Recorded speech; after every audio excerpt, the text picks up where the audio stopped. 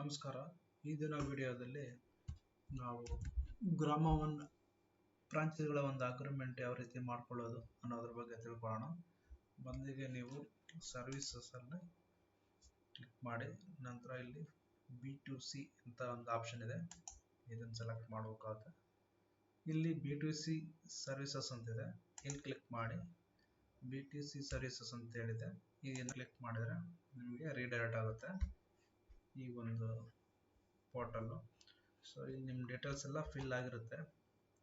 First party CMS computers India private limited ಅವರು ಇರ್ತಾರೆ, second party franchise ಅವರು ಇರ್ತಾರೆ. ಸೊ ಇಲ್ಲಿ ನೀವು ಡೆಪಾಸಿಟ್ ಹಣ ಕಟ್ಟಿರೋದು ಮಾಹಿತಿ ಇರುತ್ತೆ, ಇಲ್ಲಿ ಸ್ಟ್ಯಾಂಪ್ ಡ್ಯೂಟಿ 500 ಇರುತ್ತೆ. ಸೊ ಇದನ್ನು ಕಂಟಿನ್ಯೂ ಮಾಡಿ. ಸೊ ಇಲ್ಲಿ ಡೀಟೇಲ್ಸು CMS ಅವ್ರದ್ದು ಇಲ್ಲಿ ಬರುತ್ತೆ, ಅವರ ಕಂಪ್ಲೀಟ್ ಡೀಟೇಲ್ಸು. ಸೊ ನೀವು ಇಲ್ಲಿ ನಿಮ್ಮ ಒಂದು ವ್ಯಾಲಿಡ್ ಡಾಕ್ಯುಮೆಂಟ್ ಯಾವುದು, ಪಾನ್ ಕಾರ್ಡು ಅಥವಾ ನಿಮ್ಮ ಆಧಾರ್ ಕಾರ್ಡು, ರೆಸಿಡೆನ್ಷಿಯಲ್ ಪ್ರೂಫ್ಗೆ ನಿಮ್ಮ ಒಂದು ಪಾನ್ ಕಾರ್ಡ್ ನಂಬರ್ನ ಇಲ್ಲಿ ID ಹಾಕಿ, ನೆಕ್ಸ್ಟ್ ನಿಮ್ಮ ಅಡ್ರೆಸ್ಸನ್ನು ಇಲ್ಲಿ ಫಿಲ್ ಮಾಡಿ, ಪರ್ಮನೆಂಟ್ ಅಥವಾ ರಿಜಿಸ್ಟರ್ ಅಡ್ರೆಸ್ ಹಾಕಿ, ಪಿನ್ ಕೋಡನ್ನು ಇಲ್ಲಿ ಹಾಕ್ಬಿಟ್ಟು ನೀವು ನಿಮ್ಮ ಡೇಟ್ ಆಫ್ ಬರ್ತನ್ನು ಇಲ್ಲಿ ಎಂಟ್ರಿ ಮಾಡಬೇಕಾಗುತ್ತೆ. ನಂತರ ಇಲ್ಲಿ ನಿಮ್ಮದು ಜೆಂಡರನ್ನು ಕೊಟ್ಟಿದ್ದಾರೆ, ಮೇಲ್ ಫೀಮೇಲ್ ಅಂತಿದೆ. ಸೊ ಕೊಟ್ಬಿಟ್ಟು KSA ಐಡೆಂಟಿಫಿಕೇಶನ್ ನಂಬರ್ ಇದೆ, ನೀವು ಆಧಾರ್ ಕಾರ್ಡನ್ನು ನಂಬರ್ನ ಹಾಕ್ಬೋದು, ಹಾಕಿ ಆ್ಯಡ್ ಸಿಗ್ನೇಚರ್ ಮಾಡಿ ಕಂಟಿನ್ಯೂ ಕೊಟ್ಟರೆ ಅಲ್ಲಿಗೆ ಕ್ಲಿಯರ್ ಆಗುತ್ತೆ.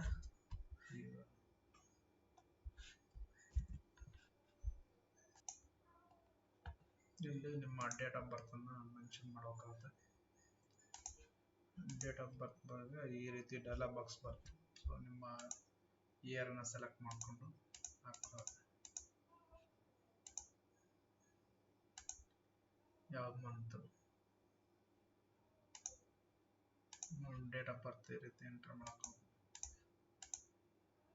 ನಂತರ ನಿಮ್ಮದು ರೆಸಿಡೆನ್ಷಿಯಲ್ ಇಂಡಿವಿಜುವಲ್ ಅದು ಡಿಫಾಲ್ಟ್ ಆಗಿರುತ್ತೆ. ಸೊ ನಿಮ್ಮ ಇಲ್ಲಿ KYC ನಂಬರ್ನ ಇಲ್ಲಿ ಮೆನ್ಷನ್ ಮಾಡಬೇಕಾಗುತ್ತೆ.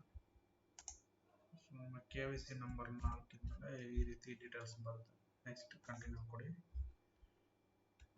ಸೊ ಇಲ್ಲಿ ನಿಮ್ಮ ವಾಲೆಟಲ್ಲಿ 648 ರೂಪಾಯಿ ಅಮೌಂಟು ಇರಬೇಕಾಗುತ್ತೆ.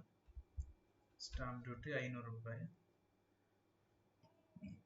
ಸೊ ಇದು ಸರ್ವಿಸ್ ಚಾರ್ಜಸ್ಸು, ಡಿಪಾರ್ಟ್ಮೆಂಟ್ ಚಾರ್ಜಸ್, ಈ ಸ್ಟಾಂಪ್ ಪ್ರೊಸೆಸಿಂಗ್ ಫೀಸ್ ಇದೆಲ್ಲ ಸೇರಿ 648 ರೂಪಾಯಿ 30 ಪೈಸೆ ಬೀಳುತ್ತೆ. ಈ ಬಾಕ್ಸ್ನ ಟಿಕ್ ಮಾಡಿ, ನೆಕ್ಸ್ಟ್ ಕಂಟಿನ್ಯೂ ಕೊಡಿ.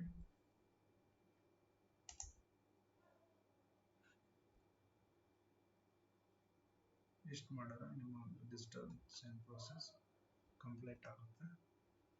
ಇಷ್ಟು ಈ ವಿಡಿಯೋ ಮಾಹಿತಿ. ಈ ವಿಡಿಯೋ ನೋಡೋಕ್ಕೆ ಧನ್ಯವಾದಗಳು.